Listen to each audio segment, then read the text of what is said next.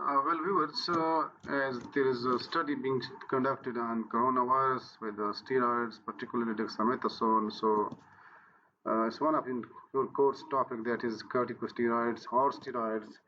Why they are called corticosteroids? And because they are released from the adrenal cortex. So let me have a move on the pharmacological and physiological action of corticosteroids. You're quite familiar with the terms and terminology of what you can say this mm, uh, hormones. Hormones are chemical messengers, if you recall your memory. And once they are chemical messengers, so they give information, carry information from one place to another place, and thus carry on the physiological function being carried out in our body. So that is why they are called hormones, and perhaps they are harmonizing the action of our body. So they are called hormones. Then the kidneys on either side, you see, if this is the kidney of human beings, so on either side there is a gland called as adrenal gland, and this the interior is called as medulla, and the exterior is called as adrenal cortex. Adrenal cortex, and we know cortex is some layer that is outside layer is called cortex. And then it has three portions: zona glomerulosa, which secretes aldosterone. Then there is another portion, and that you can say zona fasciculata, which secretes cortisols. And there is another portion you see, which is zona reticularis, that secretes cortisol plus corticosterone. But nevertheless, on the whole, this adrenal cortex secretes what you can say the cortex region secretes as a whole cortisols, and this cortisols is then metabolized in the liver. You see, liver metabolism is there, and once in the liver, if metabolism is there, so what happens? Passing through the liver, then they are hydroxylated, and this hydroxylations will lead to hydrocortisol. Hydrocortisol. So this hydroxylation is there, and if it is oxidized, then it is hydrocortisone. Hydrocortisone. So this oil group, you can see this OL alcoholic group has been oxidized to on mean the ketonic group. So all these happenings inside our body. But nevertheless, let me proceed with the physiological function and the pharmacological function of these corticosteroids. As this plot has been discussed, so I will skip it. But remember, it's going to secrete some glucocorticoids, mineralocorticoids, and the six hormones, as we did discuss in the previous slide. This is something related to diurnal pattern, and if you I carry you back, you see this these two are very important, glucocorticoid and mineralocorticoid, and it helps us in regulating our body internal environment for adjustment to the external environment. Remember, the body's internal environment mean internal environment of the body, or the in other words, this is called response of the body. This is called response of body. So response of body on the whole is adjusted to the external environment. Thus how it is regulated. You know, if you see that there is a level of cortisols, and these are the level of cortisols, and it is plotted somewhere. So there's midnight, noon, and 8 a.m. So let's say this is the 8 a.m. morning and 8 a.m. morning, and you see this is the midday or noon. This is the noon. This is noon. This is noon. Forget about this one. Forget about this. This is the noon. And again, in the night, it goes down. In the night, it goes down.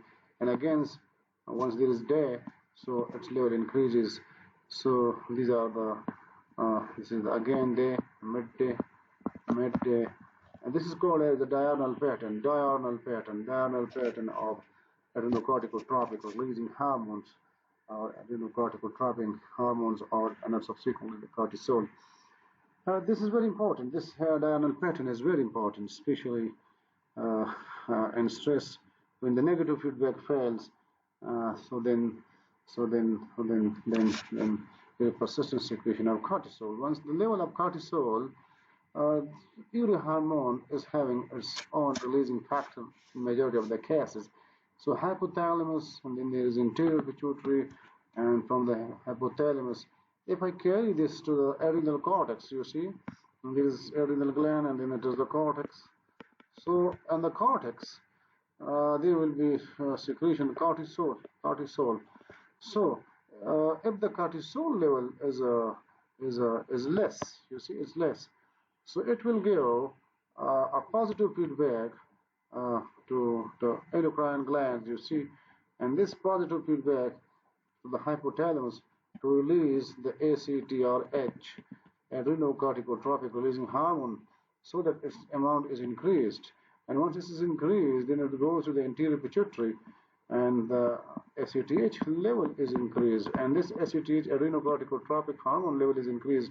So it comes and act on the cortex, and consequently, with under the action of this ACTH, the adrenal cortex secretes the cortisol, so its level is increased. The cortisol level is increased, and when the cortisol level is very high, you see, if it is very high, then it is going to have a negative feedback on the releasing factor to decrease its level, and a negative effect on the anterior pituitary to decrease the level of ACTH, and subsequently this will regulate the level of cortisol. So this is how this process is regulated.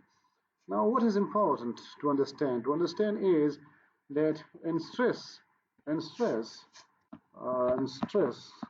you see, this negative feedback fails. This is called negative feedback. The negative feedback fails.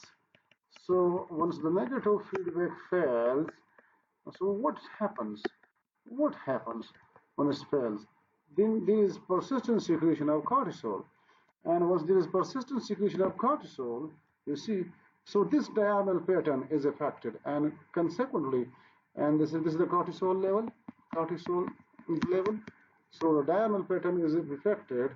So it means there is no depth, and once there is no depth, so the cortisol level is high, and then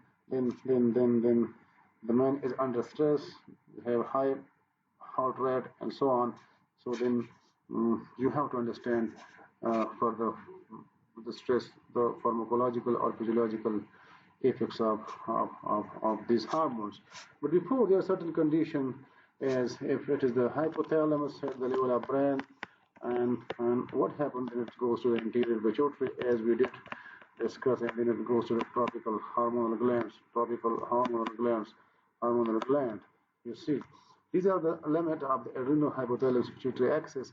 So what happens is primary adrenocortical insufficiency, and the primary adrenocortical insufficiency means that at the level of the kidney, above the kidney medulla, is there the cortex. So if there is secretion of the failure of the cortex to secrete cortisol, remember this. So this is called as Addison disease, and the cortisol level is less. This may be due to any congenital disease or tuberculosis of the adrenal cortex. In case of secondary adrenocortical insufficiency, where is the problem? The problem is at the level of this anterior pituitary, and here the ACTRH level is decreased because the ACTH level is decreased, maybe due to any congenital disease or dwarfism or whatever the case is, or surgical removal of this. And then there is a tertiary adrenocortical insufficiency, and this tertiary adrenocortical insufficiency, the problem is in the releasing factor, as we discussed already. So the problem is in the releasing factor. So what is important? These 3 points are very important once you will be defining your medicine, dentistry, or pharmacy, and will be dealing your different clinical scenarios, and how you are going to use these corticosteroids. So, in the stress, the negative feedback fails. So the negative feedback, you see, that fails, and once that negative feedback fails, so there is persistent secretion of cortisol. So the cortisol level is increased, and once the cortisol level is increased many folds, so then it can create many problems for you. But remember, what are the stressors? The non-specific response of the body to any demand is called a stress or that the man is under stress. And what are stressor? So the classical stressor are any agent that produce physical injury, then the infection, and of course the high or low temperatures, and of course the radiations or the emotions and noise, environmental pollutants. There are so many. But remember, as I said, in the stress, the negative will just fails. So it's up to you how you have to diagnose that, and the clinician has to diagnose that what is the problem with the particular man who is under stress. And a psychiatrist or a clinical psychologist will be in a better position.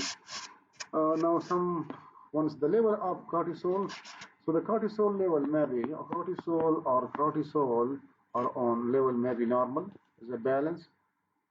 There may be increased, and its level may be decreased, but nevertheless, that have a role on the physiological function. So, increases the carbohydrate metabolism, and of course, gluconeogenesis and the breakdown of amino acid protein is also there. So that's cortisol inhibits glucose uptake, and that is why once the glucose uptake is inhibited, so the blood glucose level is increased, and that is why this is called as diabetogenic in nature. So cortisol is diabetogenic in nature, and of course anti-insulin secretion is there, so it have it decreases level of what you can say level of insulin, and if the insulin level is less, then the carrying out of glucose from the blood to the liver and the skeletal muscle will be decreased. Consequently, it inhibits the glycogenolysis as well, and protein metabolism, catabolism is also, so negative nitrogen balance is there, and consequently the weight gain is there, and that is why the man gets as a buffalo hump. And this is one of the mode of action of steroid hormones that's on the cell surface receptor, then the cytoplasmic receptor, and that goes with and the nucleus, and then it changes in the gene activity of the cells at the level of nucleus, and then it grows to change, produces changes in the enzymatic activity happens in the cytoplasm. So, and perhaps this may be one of the new role of corticosteroid dexamethsosne, especially in the RNA-dependent RNA polymerase, RNA-dependent, and then RNA polymerases. You see, this may be having one of the role. Why? This is called RDRP, RNA-dependent RNA polymerases. But so far, research has shown that the DNA-dependent RNA polymerases, it is going to have an inhibitory or antiviral effect. But nevertheless, all reactions, whether they are RNA viruses or the DNA viruses, so this enzymatic activity happens at the level of cytoplasm, and if it is going to have a structure analog activity, then the incorporation at the level of ribosomes that can stop the reaction. But this is one of the newly postulated mode of action of corticosteroid, despite the fact having its classical anti-inflammatory and some other membrane stabilizing effect. So it has weak melanocorticoid activity as well, and anti-inflammatory activity is there, and perhaps we refer to this point that happens in the lymphocytes, and it leads to lympholysis, and this lympholysis will lead to immunosuppressants, and perhaps the hematologists are using this as tool that, and the tissue growth rejection also it is used to avoid the tissue growth rejection. So in organ transplantation. So what is the effects on the cardiovascular system? You see, and this is the aorta, and the aorta, and it goes from the heart out. So going to the cardiovascular system, there is SA node and the AV node, bundle of hairs, and what happens in the Purkinje fibers? So it increases the what you can say, the conductivity, and conductivity from the SVO to AV node is increased. Consequently, the depolarization will arrive from here till here very fast. And then what happens when the one heart beats? So the atrial beat will lead to a P wave generation, then the Q wave in the RS complex, and you see this QRS complex relates to the ventricular depolarization, and then it is followed by a T wave, and this is the normal electrocardiogram. So, and you're quite familiar that we have discussed that in the previous slide in the previous lectures, that from where does these values originate. So if I write for you, so these P waves from the auricles, and in the QRS complex is the ventricular depolarization, and T wave is ventricular repolarization wave. So this is the repolarization wave, ventricular repolarization wave, and this is depolarization wave, and this is atrial depolarization wave. Now, what is important to understand is that sensitivity, you see, there are beta receptors present at the level of heart, and if noradrenaline comes, so there are beta receptors present at the level of this SI node as well, beta 1 receptors. So, sensitivity of the myocardium to catecholamine is increased, and once that is increased, then heart will pump with much more force. Consequently, more blood is ejected into the aorta, and stroke volume will be increased. And you see, then another activity is that starting from this particular zone, reaching this zone, that is very fast. So the PR interval is shortened, and once the PR interval is shortened, it means that the impulse will arise from the atria to the ventricular junction very fast. And what happens? Then the PR interval is short, so the number of beats mean the heart rate is increased, the number of beats per minute is increased. And as I told, in the the stroke volume is also increased, you see, and this if you multiplied by with the peripheral resistance, then it is called as cardiac output, and so the blood pressure is increased because stroke volume is increased and the heart rate is increased. And that is why the situation we will call it as steroid-induced hypertension, and that is why steroids are very dangerous. And perhaps we refer to the steroid are just like horses. You have to control it, and if the horse starts galloping, then your injury is inevitable.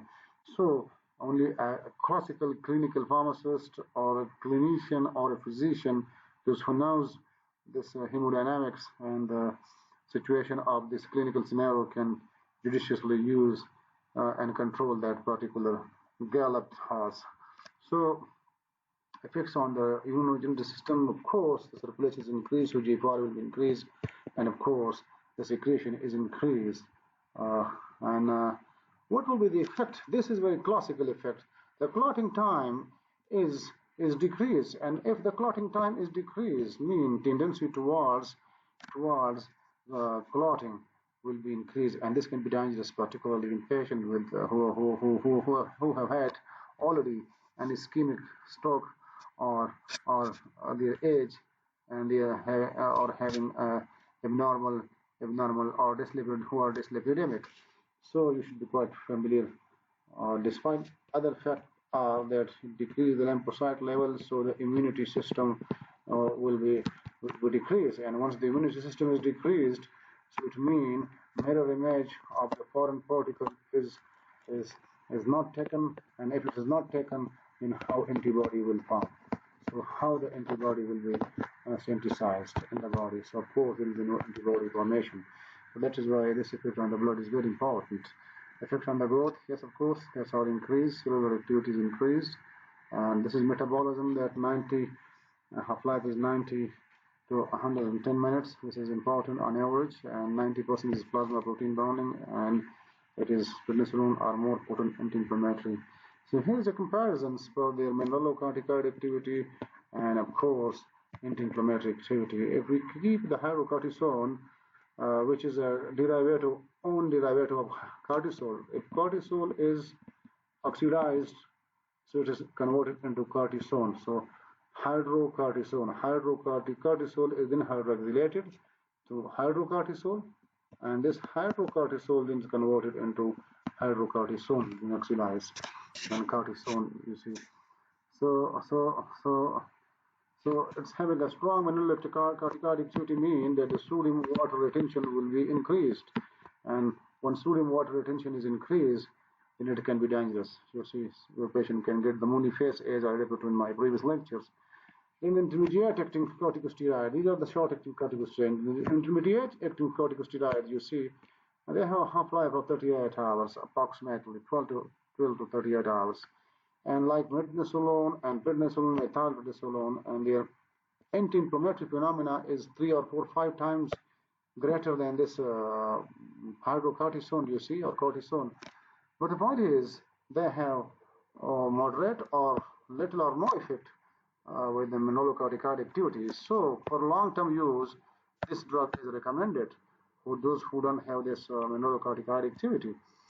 This is a technical point to remember. And in case of long-acting corticosteroid like dexamethsosne and betamethasone, they are very potent anti-inflammatory drugs. Of course, they can regulate the level of cytokines IL-6, IL-8, and IL-10 interleukin. This one you see, and probably the recent study suggests that as well. But the point is that they have little mineralocorticoid activity. Remember this one. So the moony face, which is the most adverse effects with a corticosteroid, is being avoided. So these are the therapeutic uses. They can be used first for the endocrine disorders, and the second for the non-endocrine disorders. And the endocrine disorders have, you see, this particular primary adrenocortical, secondary, tertiary. We did discuss that in the previous slides, and then adrenocortical hyperfunction and congenital hyperplasia, of course.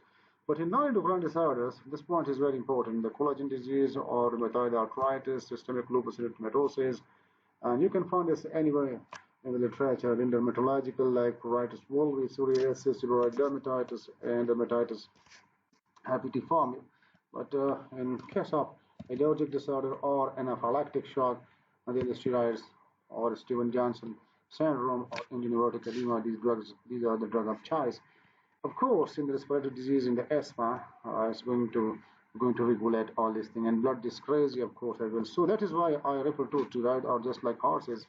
And if you don't know how to ride in these different clinical scenarios, then it can be dangerous for you. Especially, it can create, and sometimes it can exacerbate different malignant disorders as well. If you don't know how to ride on these horses, these particular situations. Acute infection, especially anti-serum, one blood transfusion reaction or there you can get. So that is why where it start cannot be given. It cannot be given in patient with a peptic ulcer. You see, they have a stomach problem, a peptic ulcer. If there is any problem, especially at the level of gastric mucosa, and the hydrochloric acid level is high. So, in stomach ulcer or duodenal ulcer, whether then the hypertension with the congestive heart failure, of course, psychosis and diabetes mellitus, they are diabetogenic in nature, and of course in glaucoma you cannot get it, in pregnancy you cannot get it. I hope now you understand all this point. Thank you.